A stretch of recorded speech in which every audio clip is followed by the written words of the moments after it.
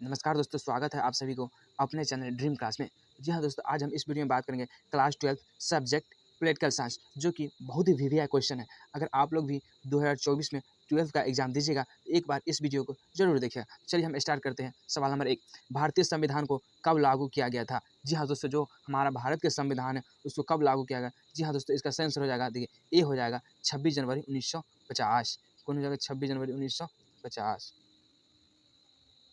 जी हाँ दोस्तों, अगर पूछे हमसे कि भारतीय संविधान पूर्ण रूप से बना था कब, तो 26 नवंबर 1949 ईस्वी को बना था, लेकिन लागू किया गया इसको 26 जनवरी 1950 को। चलिए हम आगे बढ़ते, सवाल नंबर 2, 1930 ईस्वी में गांधी जी ने किस आंदोलन की शुरुआत की थी? जी हाँ दोस्तों, इसका सही आंसर है ए। 1930 ईस्वी में गांधी जी ने किस आंदोलन की शुरुआत की थी? तो इसका सही आंसर ए, सविनय अवज्ञा आंदोलन। क्या हो जाएगा? सविनय अवज्ञा आंदोलन। चलिए हम आगे बढ़ते हैं।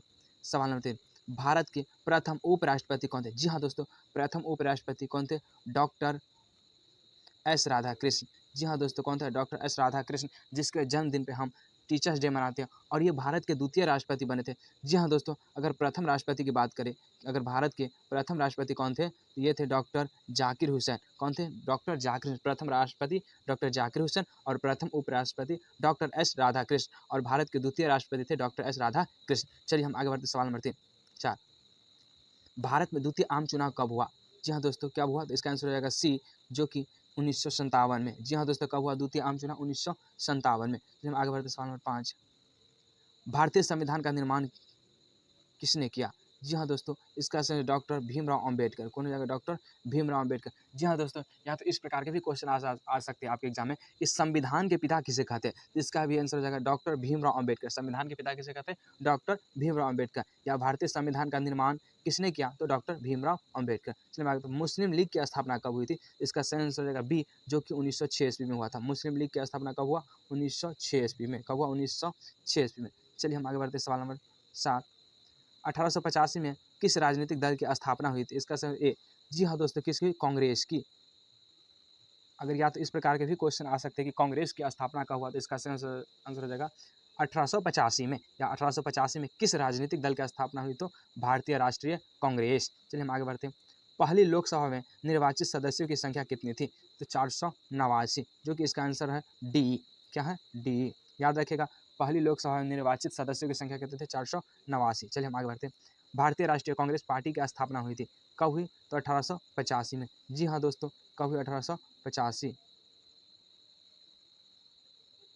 चलिए आगे बढ़ते, सवाल नंबर 10, हुम नामक अंग्रेज किस राजनीतिक दल की स्थापना की? कांग्रेस पार्टी की। किसकी? कांग्रेस पार्टी की। जी हाँ दोस्तों, याद रखिएगा, हुम किस पार्टी की स्थापना की? तो कांग्रेस पार्टी की। इस सवाल में आगे बढ़ते, सवाल नंबर 11, समाजवादी पार्टी की स्थापना किसके नेतृत्व में किया गया था? जयप्रकाश नारायण। जी हाँ दोस्तों, याद रखिएगा, समाजवादी पार्टी की स्थापना किसके नेतृत्व में किया गया? तो जयप्रकाश नारायण, जो कि हमारे बिहार के थे। पंचशील समझौता किन देशों के बीच हुआ? भारत और चीन। इसका सही आंसर क्या? भारत और चीन, जो कि सी में है। याद रखिएगा, पंचशील समझौता किन देशों के बीच हुआ? तो भारत और चीन। गुट निरपेक्ष आंदोलन एक अंतर्राष्ट्रीय संस्था है, इसकी स्थापना कब हुई? तो 1961 में। कब हुआ? 1961 में। 1952 के आम चुनाव में भारतीय जनसंघ को कुल कितने स्थानों पर विजय प्राप्त हुआ? तो कितने पे? 3 पे। याद रखिएगा कि 1952 के आम चुनाव में भारतीय जनसंघ को कितने स्थानों पर विजय प्राप्त हुए? तो 3। चलिए आगे बढ़ते, सवाल नंबर 5, एक दलीय प्रभुत्व के संबंध में कौन सही है? इसका विकल्प के रूप में किसी मजबूत राजनीतिक दल का अभाव।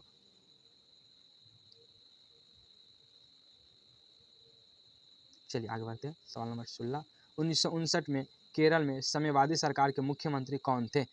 EMS नबूदिरपाद।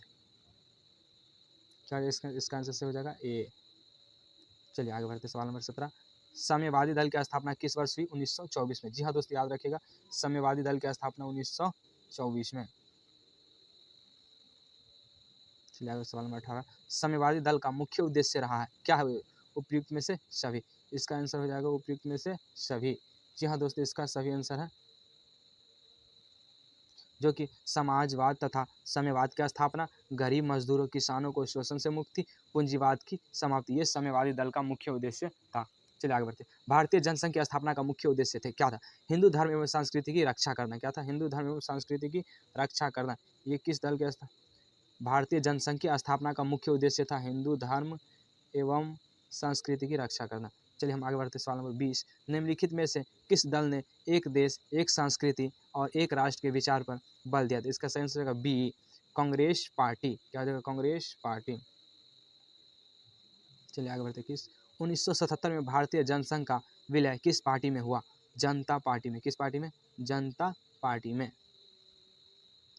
चलिए आगे बढ़ते हैं। राम मनोहर लोहिया के नेतृत्व में किस पार्टी का गठन किया गया? संयुक्त समाजवादी दल। किसका? संयुक्त समाजवादी दल।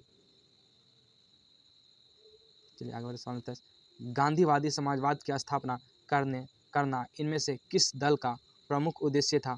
स्वतंत्र पार्टी। किसकी? स्वतंत्र पार्टी। दोस्तों याद रखिए, गांधीवादी समाजवादी की स्थापना करने इसमें से किस दल का प्रमुख उद्देश्य था? तो स्वतंत्र पार्टी। चलिए आगे बढ़ते हैं। स्वतंत्र भारत की प्रथम सरकार में गृह मंत्री कौन था? इसका सही आंसर हो जाएगा बी। क्या था? बी, सरदार वल्लभ भाई पटेल। स्वतंत्र भारत की प्रथम सरकार में गृह मंत्री कौन था? तो सरदार वल्लभ भाई पटेल, जो कि भारत के प्रथम उप प्रधानमंत्री भी सरदार वल्लभ भाई पटेल थे और प्रथम प्रधानमंत्री पंडित जवाहरलाल नेहरू। चलिए आगे बढ़ते। स्वतंत्रता के बाद विभिन्न रियासतों को भारतीय संघ में जोड़ने में किस भारतीय नेता का प्रमुख योगदान रहा? सरदार वल्लभ भाई पटेल का। किसका? सरदार वल्लभ भाई पटेल।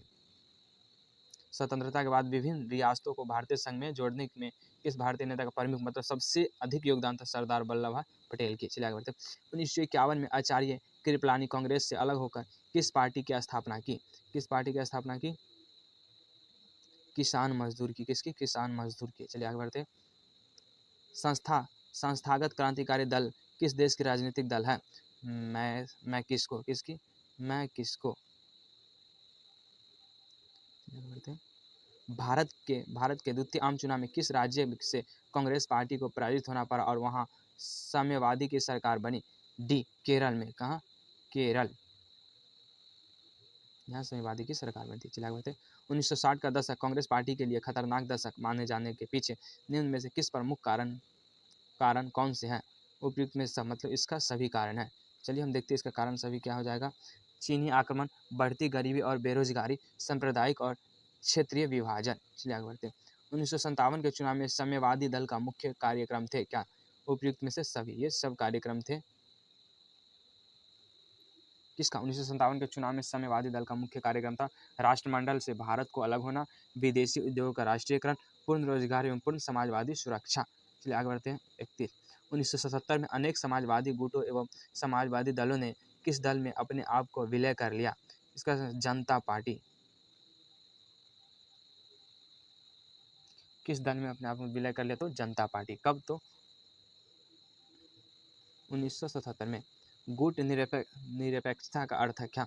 विश्व के किसी भी गुट में शामिल नहीं होना। इसका सही आंसर हो जाएगा बी। चलिए आगे बढ़ते सवाल नंबर 33 में। समाजवादी पार्टी की स्थापना हुई 1948 में। समाजवादी की स्थापना कब? 1948 में। जी हाँ दोस्तों, और लास्ट था तो आप लोग कमेंट में ज़रूर बताइएगा कि वीडियो कैसी लगी। अगर आप 2024 बिहार बोर्ड इंटर की तैयारी कर रहे हैं एक बार इस वीडियो को ज़रूर देखिएगा क्योंकि बहुत ही वीवीआई क्वेश्चन था।